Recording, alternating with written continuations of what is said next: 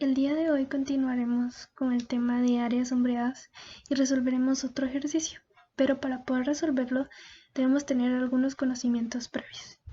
Y esto es sobre el sector circular. ¿Qué es un sector circular? Bueno, tenemos un círculo completo y al círculo completo conocemos cómo sacar su área. Tenemos la ecuación que nos dice que si multiplicamos pi por r al cuadrado, obtendremos el área completa del círculo, que es esta que se encuentra en color celeste. Pero a veces necesitamos conocer pequeñas áreas del círculo, y estos son llamados sectores circulares. Si tenemos un pastel y cortamos una rebanada, quitaríamos esa pequeña rebanada y nos quedaría ese espacio vacío. Es muy parecido a lo que tenemos acá. Este sector circular sería la rebanada de pastel.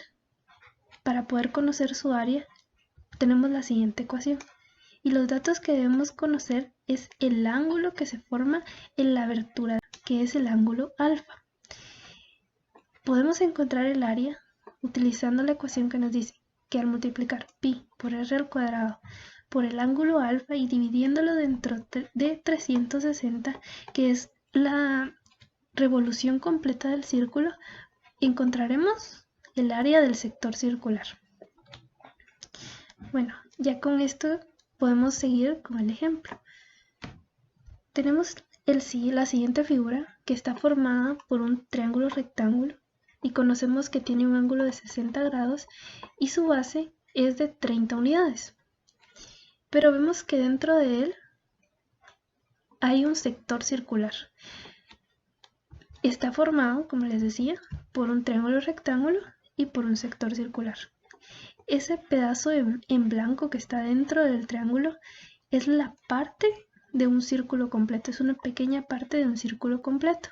Y la abertura que está acá, que es la parte de arriba del triángulo, es el ángulo de nuestro sector circular y es igual a 60 grados. Como les había explicado anteriormente, nuestra área sombreada es esta pequeña parte celeste que está dentro de la figura. Entonces, para poder encontrarla, debemos de poder encontrar el área total del triángulo rectángulo y el área de del pequeño sector circular. La ecuación para encontrar esta área del triángulo rectángulo nos dice que debemos de conocer la base y la altura del triángulo. Entonces, en nuestros datos tenemos la base del triángulo que nos lo da el ejemplo, pero no tenemos la altura. Y con el sector circular, la ecuación nos dice que debemos de conocer el radio y debemos de conocer el ángulo alfa. Como les había explicado, sí tenemos nuestro ángulo alfa, pero no tenemos nuestro radio. Pero sí podemos notar de que la altura del triángulo rectángulo es la misma que el radio del círculo, que el radio de nuestro sector circular. Entonces, si encontramos la altura, encontramos el radio de nuestro sector circular.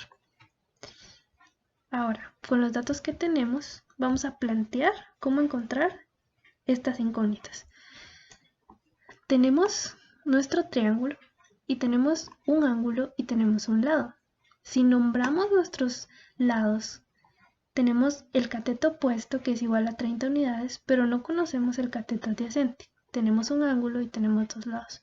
Para poder resolver un triángulo necesitamos dos datos. En este caso sí los tenemos y podemos utilizar las funciones trigonométricas. La función que más se adecua para encontrar el cateto adyacente es la tangente del ángulo. ¿Por qué? Porque conozco el ángulo y conozco el cateto opuesto y necesito encontrar el cateto adyacente. Lo que debo de hacer es despejar el cateto adyacente. Como está dividiendo, debe de pasar al otro lado, multiplicar y hace un cambio con la tangente del ángulo que va a pasar al otro lado a dividir.